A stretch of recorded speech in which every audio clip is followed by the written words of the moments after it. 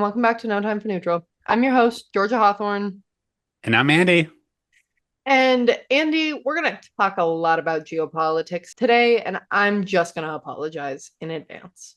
Okay. So, Greenland. Greenland is an Arctic island that is connected to Denmark, the Kingdom of Denmark, kind of in the way that Puerto Rico is connected to the US. So they do most of their stuff on their own, but when push comes to shove, they're still under this umbrella of Denmark.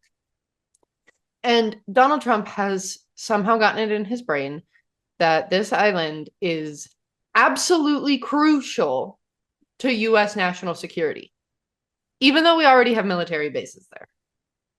Okay? And we saw him kind of float this idea of acquiring Greenland at the beginning of his term. But I didn't think we would ever see it materialize the way we have at the beginning of this year. Um, because Trump has thrown just about every threat in his arsenal Greenland's way. In his attempt to annex the island, he's threatened to send troops. He's threatened tariffs against Denmark and other European allies. They've devised these crazy plans to just buy the country from Denmark for a certain amount of money or essentially bribe the citizens of Greenland to support the plan. It's all really wild. And you would think that in 2026, we had gotten over this whole, like, I'm going to come invade your country and take it over for myself thing. Right. Since we Um, haven't been driven by imperialism and colonialism since the 1800s. right. And I thought everyone was like on the same page that, like, that was not our finest moment. And, like, we probably Yeah. shouldn't do it again. Yeah. That's pretty cray cray. I remember Donald talking about Greenland, his first administration, Mm-hmm. as like a distraction. So this is his thing, right? He's a chaos agent. He loves a distraction. He brings up Yep. Greenland every so often to own the libs and make us crazy. This is a little different because the threats he's made have led to European nations sending troops over in the case that we actually invade this Yeah. place run Yeah. and owned by another foreign country, Denmark. It's wild and insane. Uh, Yeah. It really, that's the only adjective I have for it too. Um, France has sent troops, Germany, the UK, Norway, Sweden, Finland, the Netherlands. And these aren't like massive troop deployments that we're seeing, but the fact that they're deploying troops at all is extremely significant because on paper, all of these countries, the US, Denmark, and all of these European countries, we're all on the same team.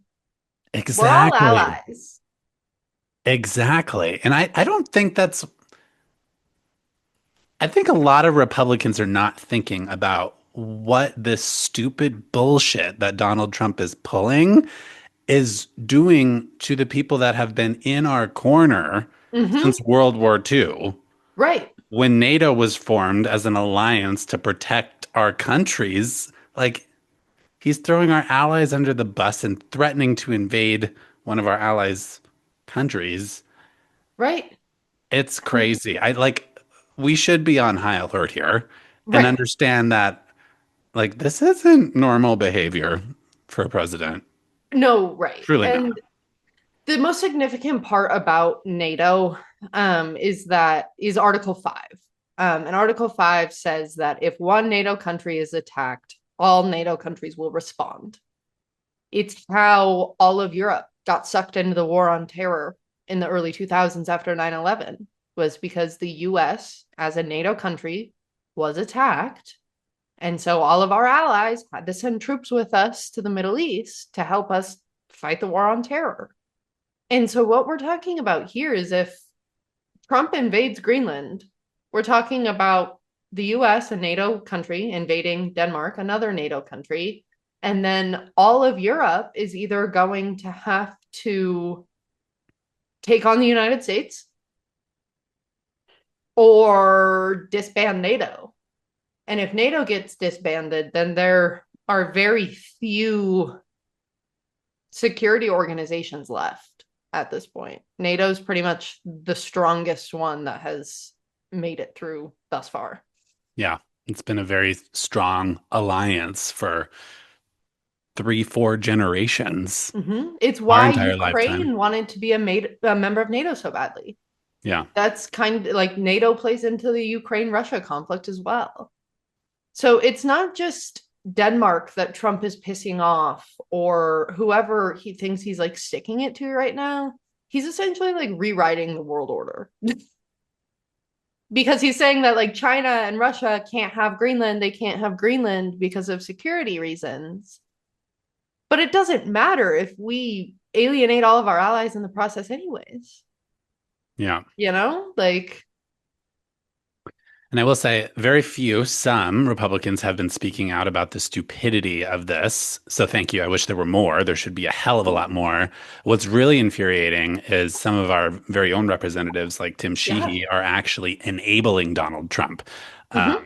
a friend of mine who is she's known for writing her Congress people, which I appreciate. There's an issue. She writes her congressperson, sends them an email. She makes the phone calls very religiously, and she has for years. And I really appreciate about her. Love Anyway, her. she emailed Tim Sheehy's office.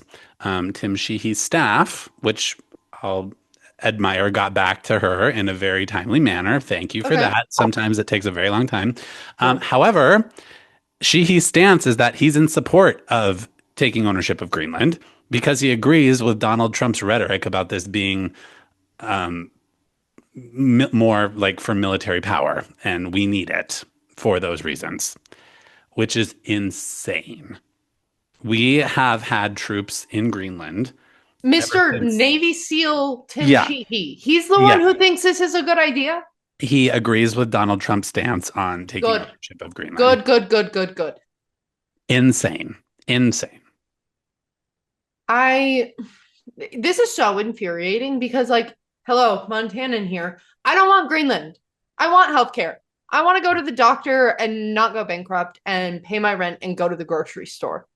Yeah. That's what I want, personally. We, as a country of over 300 million people and a massive geographic land base with other like surrounding islands in Alaska, like we don't need any more land. We don't need any more people for our taxes to go to support and fund and take care of. We don't need it because our government struggles to take care of our own people that live here Right. already. Yeah. See, and like what I find interesting in like this sudden like urge to take over Greenland, like why don't we just make Washington D.C. the 51st state? You know? Think Or about Puerto that, Rico. Donald. Let's do that. Let's make D.C. the 51st state. Yeah. Um, or maybe Puerto Rico. Hey, give Yeah. them I some mean, we've got representation. options. We've Yeah, got options already. yeah, of like areas we already govern and people that consider themselves American. Yeah. But yeah, so if all of this news wasn't enough from our Republican leaders, we're also coming down to what might be another government shutdown. Andy? You gotta be shitting me. No. Nope. After the shutdown this fall, when they reopened the government, all they did was extend funding through the end of January. So basically, like we were saying, we're right back in the same pickle of we don't have a government that can pass funding for longer than 2 months at a time, and therefore nothing changes. Because Republicans have yet to prove that they can operate as the party in power. I'm sad for them. I'm like embarrassed for Mike Johnson that So he true. can't run the house. Like the fact that we may have another government shutdown after just going through the longest in the country's history Yeah. 3.5 months ago. Americans can't afford another government shutdown. No, not at all. And I do remember towards the end of the Biden administration, like late 2023 through 2024, and all of the MAGAs were always like, constantly yelling, but when we get power, we're gonna do this, we're gonna do that, we're gonna do this. They can't Yeah. do anything. Right. They've been in power, running all branches of government since Trump took office, Right. and they still can't do anything. The Like, only thing they've managed to get done was pass the big beautiful bill. And the only reason they were able to do that is because there's a function in Congress that lets you pass party line legislation on a majority vote. right, So all they had to do was get all of the Republicans to vote yes, and it went through. It had nothing to do with like a 60 vote filibuster in the Senate or anything like that. So right. I'm glad they managed to figure that out for their sake, not for my sake, because that bill screwed all of us in ways Hmm. that we're still talking about. Sure did. But they haven't done anything outside of that. The one thing they've done this year was to make your life harder. Right. I think this period in time will go down in history of not just Donald Trump again being a chaos agent and making people crazy because of the stupid shit that comes out of his mouth every day. But I think this period in time will go down in history as one of the least effective times in government ever. Like Yeah. we're talking about, they just don't do anything. They Right. pass the one bill. Every president gets a bill. You know, Yeah. That's, they all yeah. get one. The big beautiful bill was Trump's for term number two. But like, what is he going to do for the American people next? What effective laws are they going to pass? What are they They're going to going do? to Other, steal Greenland, obviously. yeah, yeah. Again, distraction, but like, God forbid if it does happen, like we're screwed. Yeah. So, part of the reason that nothing's getting done, is because the Senate's not even in DC this week. They're just out on recess all week. Sure. And while they're out on vacation, the House is trying to pass four, they're called minibus bills, by the end of the week. And these bills encompass funding for defense, health and human services, labor, transportation, housing and urban development, education, and homeland security. A lot So of we're important talking things. about major agencies here that have Yeah. yet to be funded. Yeah. And if I had to guess, based on what I found in the news, it's the DHS bill that's probably going to be an issue. They've already said that they're going to carve it out on the floor and vote on it separately. So they're really not expecting this to go over very well. Um, and I mean, I can only understand why. Like, no one wants to give Homeland Security and ICE more money right now. Right. And so there's a lot of elected Democrats who are reading the room and understand that that is where most people are at right now.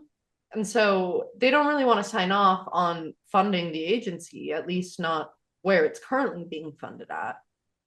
And so there were some negotiations that ended up like setting aside $20 million in the ICE budget for body cams and other guardrails, but it doesn't seem like it's enough to get very many people on board. I've seen quite a few Democrats already say that they won't be voting for the DHS funding bill. Um, but it'll be interesting to see how this actually shakes out by the end of the week. But we'll see. They have to figure it out at some point because the timeline, or at least their goal timeline, is if the House can pass all of their funding bills by the end of this week, then when the Senate comes back from vacation next week, they can pass their version of the bill, all is well, shutdown is averted. I don't know why these guys insist on doing literally everything at the last possible second Hmm. and then wondering why it goes badly. Yeah. Like the papers I wrote at 11 p.m. that were due at midnight in college were not my best papers ever. Same. Same. I did that a few times. Like, I thought we all learned this. You would think that they would learn this, but yeah, it's the Yeah, Republicans. so like you said you feel bad for Speaker Johnson, and if you want some more reasons, he is terrible at keeping his caucus in line. Um, and kind of terrible at getting them to even show up. Yeah. And Like he lost Marjorie Taylor Greene this month. She was the yeah, biggest Republican cheerleader for the last 3, 4 years. How do you mhm, lose Marjorie Taylor Greene? Come on, dude. right. So if he can even get his members to show up to the chamber, he has a hard time getting them to vote the way he wants them to. And with Marjorie Taylor Greene on the way out, there was a Republican representative who passed away a couple of weeks ago. Mm, So there's been all kinds of changes to the margin in the House. mm, That margin is currently sitting at 218 to 213. So he's only got 5 votes that he wow. can lose, and that means they vote no, they don't show up, anything like that. Um, so we'll see, because it doesn't seem like he's getting much Democrat support for at least certain provisions at this point in the game. Yeah, that's a tight margin. So we'll keep you posted there. But it wouldn't shock me if it all falls apart at the last second, because it's usually how it goes with these guys. But Ugh. God, if we have to start the year with another government shutdown, ugh. I right. don't even want to picture it right now. No, I know. And it's so hard because like you don't want to fund it, because like he's doing horrible things everywhere in every Hmm. agency. So like it's Right, hard to be like, yep, here you go. Here's all of your millions of dollars to do whatever the president tells you to do. Like it's really hard, but also right, at the same time, those are the same agencies that are getting people health insurance, right. And that that's are part putting of the food on the table. strategy of packing all of these things into one massive bill, Hmm. which, I mean, in a way, it totally does not make sense because why are we voting on this at the same time we're voting on this? Right. But for efficiency's sake, sure, it makes sense. But like, is this efficient? I don't think so. If you have to shut down the government. Yeah. Yeah, yeah, Hey, Georgie, yeah. what's the skinny on the Epstein files these days? Yeah. You mean the ones that are redacted to all hell and are barely readable? Right, right. Yeah, Those ones. okay. Just wanted to clear it up. Yeah, so when that discharge petition passed at the end of the year, last year in December, Yeah. um, it said that per Congress's mandate, the DOJ had to release all material they had on the Epstein files by December 19th. And we saw some of these drop in that weird in between time right before Christmas. Like, where like you're not off work yet, but like it's not Christmas yet. And I think that was partially intentional, like of when the timing of it was, is because less people are online, less people are on their phone, less people are reading the news. Sure. Um, but when the files were released, it was so redacted that you could barely read it. It had virtually everything blacked out. Except turns out that at the turns out at the DOJ they don't even teach you how to properly redact things anymore. Because there were certain files that people would just copy and paste the redacted of and then put it into a different document, and it was just covered with black highlighter. Like it was black text and black highlighter, and they weren't actually redacting the information out of the Well, documents. it was still there. Yeah, so it was they just typed it all out on a document and then highlighted the text in black, so it looks redacted, Oh, but but it's not. the text is still there. So if you can pull Oh, the text, you can read the document. okay. So it was the biggest shit show. They like were pulling files down because they realized they weren't redacting things when they should have been. Like there was at least one case of a victim who was like, "Hi, my name was not redacted. Thanks for that." Hmm. Like they redacted everything in an attempt to protect the president and all of his buddies and whatever. And they couldn't even actually redact the victims' names. Wow. And in the discharge petition, in the mandate from Congress, it says that all redactions have to be explained to Congress. No explanations. Not real explanations anyway. Right. Um, and we've only received less than 1% of all of this material. That's insane. Still, it's been a month. Less than 1% of what they are required to put By forth. law, required by law to release to the public, yes, And their deadline was in December. a month ago. So what happens now? In a normal world, I'd probably say that like there'd be some legal things that would happen, but we don't really live in a normal world. Mhm. Thomas Massey and Ro Khanna, who were the representatives who wrote the initial discharge petition, Yeah. they put in a request to the DOJ to have like an independent observer or something be connected to the release because they were like, things are weird. You're not doing this on time. I don't know if I really trust you. So can we put someone in there to like watch, essentially? DOJ was like, yeah, no, good try. Come back later. So the DOJ is refusing oversight on the release, but yet they're still not releasing them. And when they are releasing things, it's not properly. Wow. So can they like charge the DOJ with contempt of Congress? Is that a thing since they're refusing to do what Congress has? I believe they can go after Pam Bondi as Uh, the attorney general and got like it. the head of the DOJ. And I Got it. think there's been some of those things that have been drafted. I don't think most of them have gotten much momentum, though. It was really easy for Republicans to sign on to the discharge petition when it was all over the news, but now that they've Right. been released, Right. there's less of a spotlight on it, at least. And it's Yeah. easier for them to not have to publicly engage.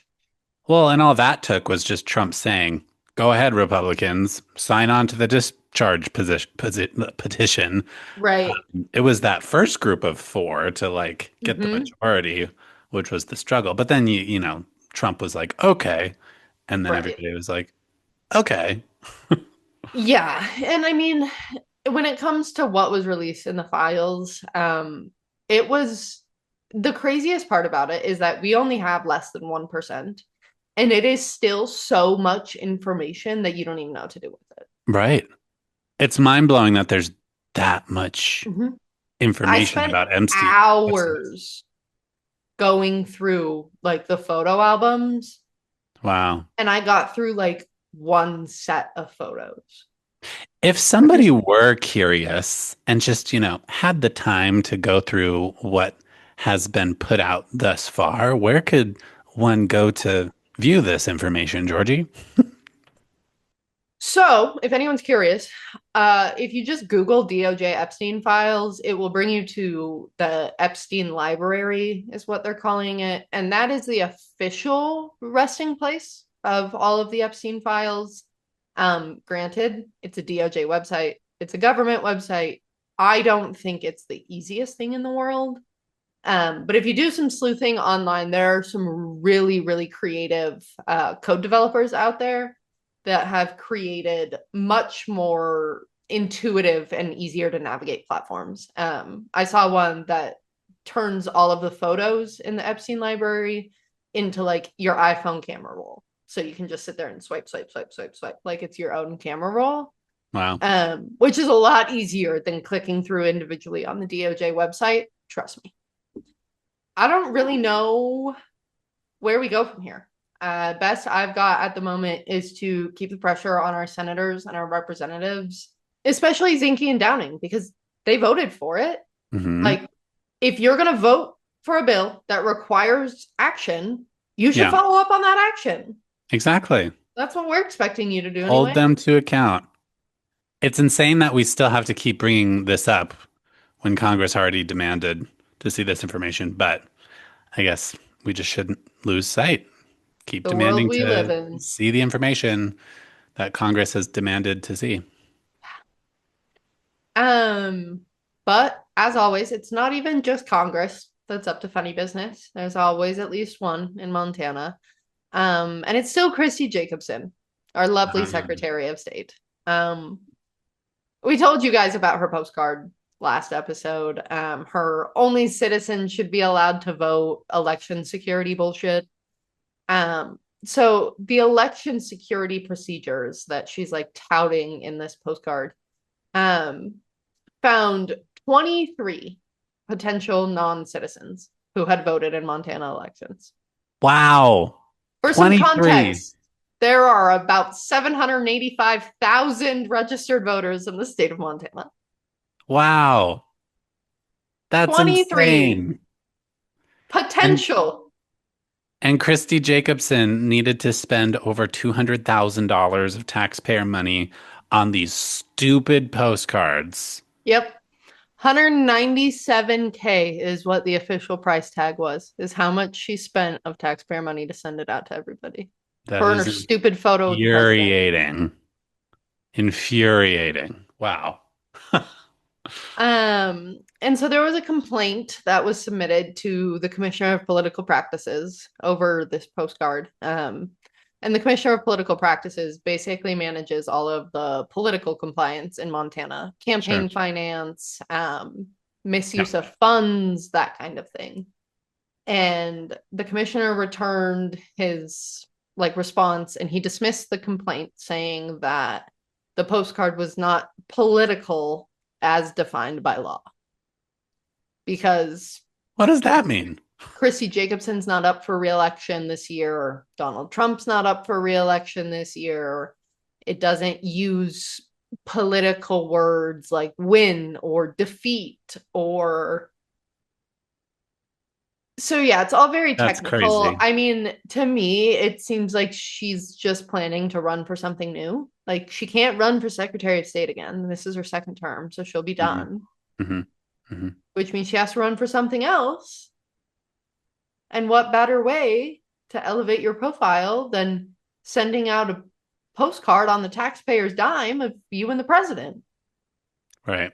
And again, I mentioned this last week when we scratched the surface of this topic. This is her second term. So, hypothetically, if there are 23 non-citizen voters in the state of Montana, which there's, show us the proof, lady, show us the proof, if there's even that many. But hypothetically, if there are, the buck stops with her, right? Like it's her department, it's her fault that Yeah. they're getting away with it. So she's the one who needs to be held to account. No, right. Like, thank you for letting everybody know that you suck at your job. Yeah. Like, I don't know. Like, the commissioner can say that it's not political or whatever by law, but I think we can all agree that spending 197 grand of taxpayer money for that shitty postcard that was like blatantly not true and unnecessary, we've got better things to do. Yeah. And it's currently taking up so much space in the landfills. Yeah, pretty much. Also, What a like, waste. this So, is so coming much from waste. us, of all people. Like, it's too early for the political mailers, y'all. Yeah. It's too early. It's only it's not even February yet. All right, Andy, well, what'd you do with your long weekend? How'd you celebrate MLK Day? What did I do on the long weekend? Well, we took a road trip up to the Flathead uh, Mm. to pick up some rabbits and chickens for our farm. We run a little hatchery. Um, Mm. and so we're building up the flock and the rabbitry as well. Ooh, So yeah, we got some good ones from a friend of Justin's, and yeah, that's they're fun. adorable. Hmm. I love that. I have to come by. I have to come meet the little babies. Yeah, come hang out. I will. I tried to send myself to the hospital, I think. Um when snowboarding, more on my snowboarding learning era. Uh-oh. I got I don't like cat tracks because I'm not good enough to like keep my momentum for long enough without getting stuck. And so I'm like going down this cat track and I fall and so I lose all my momentum and I'm like I don't want to like take my foot out and walk. And so I'm like, I'm gonna take this little cut across, and then I am about to get stuck in the trees. I don't do trees. And so I tried to like push myself out, kind of. But I pushed myself too hard and instead sent myself just like zoop, like out of the trees. And now my knee is the darkest purple I think I've ever seen in my Oh life. no. I'm fine. It's just a wicked bruise. Like everything in my Ouch. knee is structurally intact. It's just the worst bruise I've ever seen in my whole life. I got a bag of snow from ski patrol once I got down to the lodge and did 3 more runs and called it a day. There you go. Well, pretty soon you'll be an expert snowboarder. If it'll snow, Yeah. This is such a strange winter. and I know that like we're still getting the snow that we like supposedly need. Like everything I've seen is that like the basins are relatively normal. So the We're just mountains not, are getting it. We're yeah, just, we're just not getting it in town. yeah. It's so weird. Like here in Missoula, we don't have a lot of snow in town, but over in Eastern Montana and Culbertson, where my parents live, they've had a normal winter, I think for the Huh. most part. Like it's cold as shit, like normal, and lots of snow. Weird. In Great Falls last week, I was sitting out in my backyard in a t-shirt and shorts in the Wow. sun, just Crazy. clicky clacking away. Like it was June. Springtime in January. I'll take the vitamin D where I can get it. All right, folks. Well, that's all we've got for you this week. Call the delegation and tell them that we don't want Greenland and we don't want a government shutdown either. And we'll see you next week. Bye. And release the Epstein Files. Ah, on to.